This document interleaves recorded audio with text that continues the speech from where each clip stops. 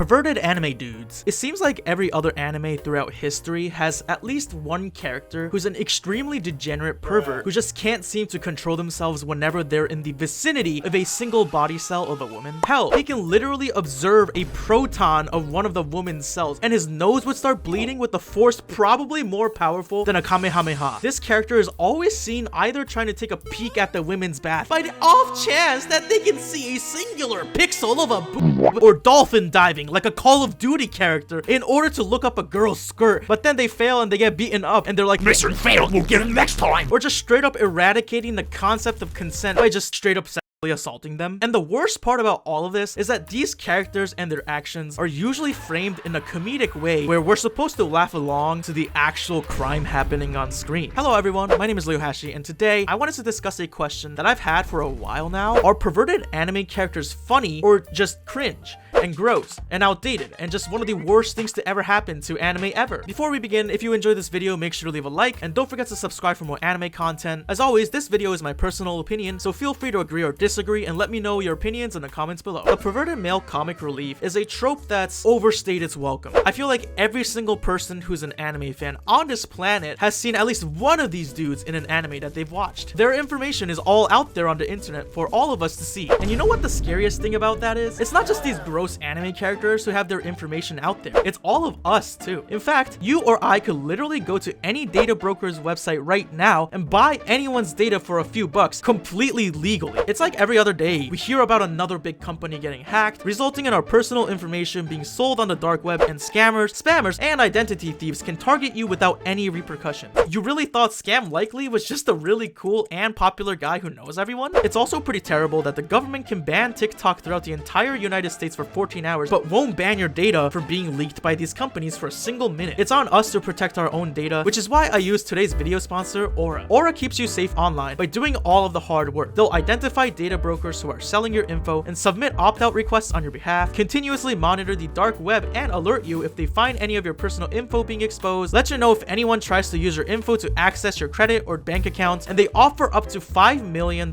in identity theft insurance should God forbid the worst case scenario happen to you. The Aura app also has a VPN with 100+ virtual locations for you to pick and choose. Give Aura a few weeks to scope out the internet and you'll stop seeing your personal info on these websites, which will lead to a decrease in spam. You can go to my link aura.com/hashi to try 14 days for free. That will be enough time for Aura to find out if any of your personal data is exposed. Thank you once again to Aura for sponsoring this video, and make sure to stay safe out there, guys. There are some perverted male comic relief characters out there that are simply just infamous for being creepy and borderline criminal on a daily basis. Mineta from My Hero Academia is, I think, one of the first characters that comes to mind because the only class this idiot is passing is Sexual Harassment 101, and he's probably flunking every other class because he's too busy drooling over the that he drew on his test papers. Jiraiya from Naruto spends a lot of time training Naruto, sure, but he's also spending most of his time trying to fulfill his desires of being a super pervert by creeping all over his disciples' transformed female form, which is a sentence and a half I never thought I would say. Kon from Bleach spends half his screen time trying to feel up a woman, and Sanji from One Piece, although portrayed as chivalrous, literally has a story arc where he almost actually dies from nose bleeding too much because he saw a bunch of mermaids. Bruh. There's also other notable characters from anime that I've never actually seen, but I did look into. I've never seen Dragon Ball, but I know that Master Roshi spends half the show kamehamehaing in his pants at the mere sight of a crevice of a and I saw Meliodas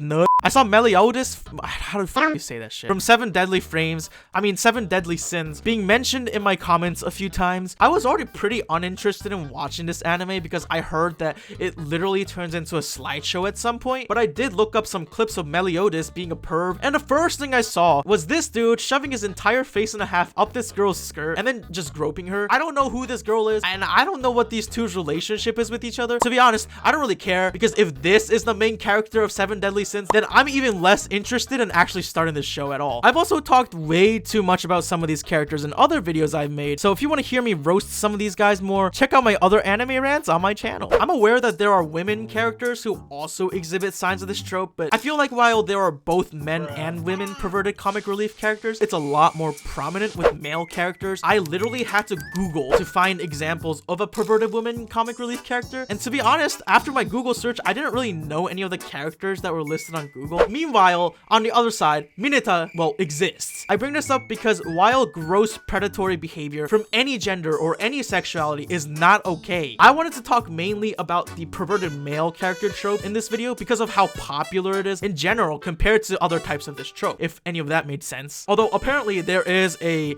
character who literally wears her panties on her head like some sort of depraved reject Marvel superhero, and I was going to fully judge her, but then I realized I don't know if I have a right to after I remember that I literally have videos of me shoving an entire adult diaper over my head in a similar manner, just for the meme, obviously. So yeah, anyway, I know in the title I posed the question of whether these characters are funny or cringe, and I'm not sure if you could tell my opinion on this based on the video so far, but yeah, I think these characters are quite cringe, and let me explain to you why. Let's begin with the most obvious reason, which is that some of what these dudes be doing is literally just sexual harassment and sexual assault. It's kind of hard to laugh at harassment and assault, and I hate that this grape-headed little fucking shithead always keeps coming up in my videos like a little parasite, but he's just the most blatantly disgusting example of a perverted comic relief character. Like, for one, look at his ugly ass costume. No one in our universe or in the My Hero universe is taking this little shit seriously in any way, okay? Like, his existence is clearly made to be comic relief, but like 90% of this dude's personality is sexual harassment. His superpower is sexual harassment. He is sexual harassment. So what? He's a comic relief character whose joke is that he's constantly sexually harassing and assaulting the people around him, or telling a 6-year-old girl how he can't wait to see how she looks in 10 years?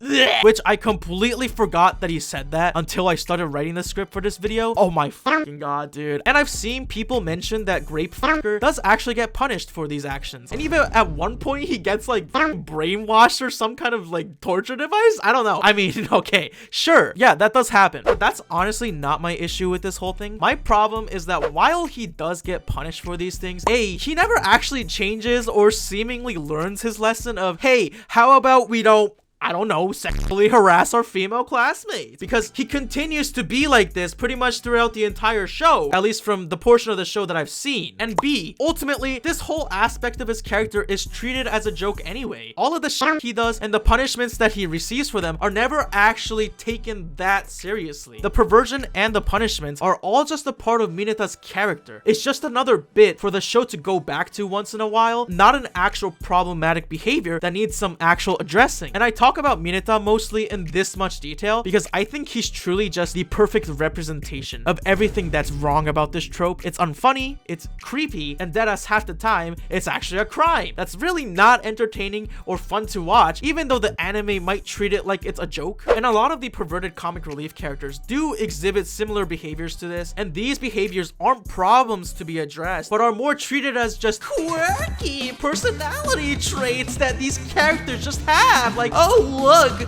Jiraiya out here again, sexualizing his child disciple's female form. Oh, what the fuck am I saying, dude? Of course, not every character in this trope is a fucking sexual predator. Some are framed as more chivalrous and respectful, like Sanji over here from One Piece, Mr. Dart Eyebrows himself. Let me read you a comment someone left on one of my videos about Sanji that I think perfectly describes what I think. One Piece is my favorite series basically in existence. I love Sanji to death. He's in my top 5 favorite characters in the series. That said, his pervy side is so infuriating. It makes his character way worse than he could be in my eyes. You can have Sanji respect women, that's fine, but the perviness just makes everything worse and kind of misses the point of respecting women in the first place. And yeah, this is something that I agree with 100%. Sanji is actually my second favorite character in One Piece for a variety of reasons. He's a badass, but also one of the funniest characters in my opinion, and I think he has one of the best story arcs out of all the Straw Hats. But unfortunately, he's also cursed with being the resident perverted male comic relief of the series, which is the one part of Sanji's character that really makes him worse than he could be. Sanji is described as extremely amorous, constantly flirting with any attractive woman he sees. He spends half of his screen time simping and flirting, especially with other characters like Nami and Robin, or sorry, Nami Swan and Robin Swan. It's established by him that he has a moral code of never hitting a woman, even if she's the enemy, basically letting himself get beat up by the enemy until he's saved by like Nami or Robin or someone. And while this is admirable, and I can say that I would respect it, it's all just canceled out by other things that he's done done over the series. I think Sanji before the time skip in One Piece was more of a chivalrous simp, but Sanji after the time skip actually became an actual disgusting degenerate of a human being. Sanji after coming back from the training right after the time skip was absolutely unbearable. Oh my fucking god, how could they do this to my boy? He saw a woman and started smelling her and being like like a rabid fucking animal, or started nosebleeding at the sight of a singular cleavage. And the worst part about this was the show treated this bit like a bit more seriously than it seemed, but also it was like treating it like a bit. I couldn't tell if it was supposed to be a joke or not, but there's a part where Sanji's nose is bleeding so much, like they're in the middle of a fucking war zone, and this bit goes on for way too long, and none of it was funny. I'm glad like after this arc they toned it down a lot. I describe all this to you because ultimately Sanji is framed as a character that respects women and is very chivalrous to a point where it's a problem. And while I don't think Sanji is as depraved as, like, for example, Mineta, because I don't think Sanji would actually put hands on a woman without consent like that, it also doesn't make it okay that he's nose bleeding and is borderline harassing women in the series, even if it's explained by the fact that he's supposed to be chivalrous and shit. I talk about Sanji in this much detail because I know that shows sometimes try to explain this perverted trope in a way that can be perceived as more of a good thing, but I feel like Sanji is proof that 99% of the time this trope just kind of sucks. Even if you do try your best to justify it in a way that's more positive, it just sucks, and a character just would be better without having this trope assigned to them. And even if Sanji's case is a lot more mild than some of the other perverted characters, it's still not funny most of the time. The whole point of this perversion that it's supposed to be a joke for a lot of these characters, but 99% of the time I don't really find myself laughing at these jokes, at least the ones where a guy is obviously doing something gross and creepy and crossing a line where he shouldn't be. And yeah, humor is very, very subjective. Someone in this world likes this trope and thus think it's funny, and other people might not. And full transparency, I did say 99% of the time I don't laugh, but there are rare occasions when this kind of perverted character trope does make me laugh. Like, for example, it could be funny in the moment where Mineta does get punished for being gross, but that's because he's getting punished for it. You know, when he's out here just groping women, it's not really that funny. It's just very hard to laugh when someone is very blatantly being assaulted without consent. I just don't think it's a joking matter, you know? And even if it doesn't go that far, the comedy for the most part is basically just the objectification of women. There's a lot of anime that doesn't have a character like this and is still extremely good, and actually I would say is even a lot better because of it. But then I started asking myself, well, why is this trope even still a thing? I mean, at least in popular animes recently, it does seem like they've just either gone without this trope or toned down this trope from what I remember. I know Jujutsu Kaisen doesn't really do this, and Demon Slayer does have Zenitsu, but I say he's more of an annoying simp than like a straight up pervert character. And Denji from Chainsaw Man, while being a pervert, is more of a deconstruction of these characters. For one, Denji talks about it, but he never actually harasses anyone and actually got consent for the things that he does. And the show doesn't treat it as a complete joke either. We do actually see him get taken advantage of in some ways because of this trait. But the fact of the matter is that this trope has survived like an unwanted disease that keeps being passed down from one generation of a family to the next. So why do we still keep seeing this sort of character, even though this behavior is clearly not okay? I will say cultural differences definitely do make an impact, but how exactly? After doing some research, I came across some blog posts discussing this topic. I'll link them below if you want to read through them all, but I wanted to quote some interesting things that I found from them. Japanese culture is more open to nakedness and the male desire, not female desire, so this is an acceptable character. Meanwhile, America has been heavily influenced from the beginning by Christianity, which demonizes nakedness and sex, so we would put perverts down as villains while the Japanese have them more as comical heroes. I absolutely cannot confirm or deny the validity of this claim, but it's interesting to think about. In recent years, Japan's population is suffering from a serious decline because men and women's lack of desire to establish genuine social connections with another. Part of this issue comes from the strict gender roles enforced on males and females. These gender roles are important to understanding the origins of the trope, but so is the idea of commoditization in Japan. Japan has gotten particularly good at literally commoditizing everything imaginable, even extending to basic social interaction with another person. No longer do the people in Japan value genuine social interaction. It's been derailed for the sake of pleasure, with no meaning or connection to the other person. When people can buy an item to give them support instead of interacting with a real person, it has an adverse effect on creative mediums like anime. Well,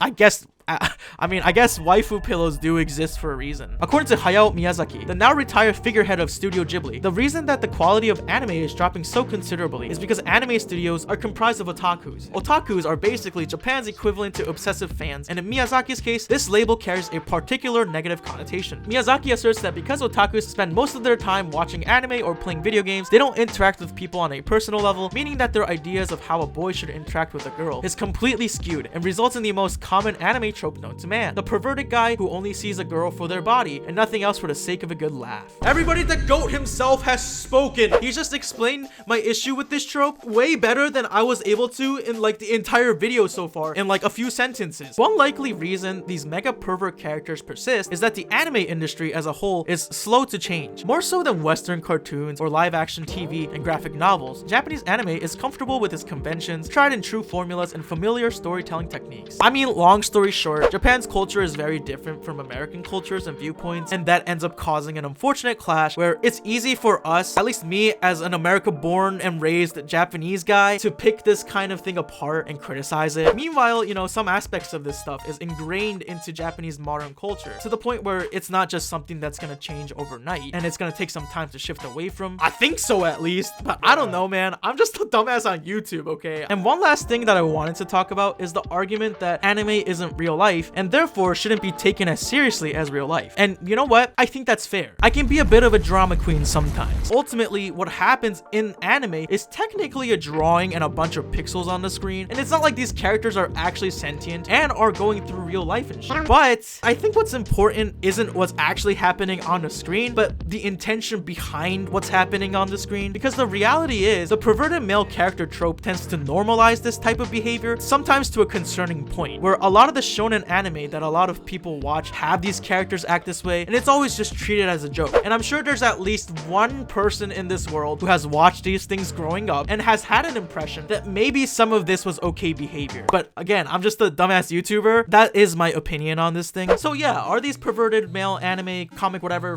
characters funny? Or are they cringe, outdated, you know, just gross? I think it could just disappear from anime completely and it'll just be a better thing for anime overall. I just think that this whole thing is not only just dumb, but way too popular for how awful it is. But yeah, that's my opinion on this whole thing. What do you guys think? Let me know in the comments below. Thank you so much for watching this video. If you enjoyed it, make sure to leave a like and don't forget to subscribe for more anime content, and I will see you in the next video that I decide to make. Peace out.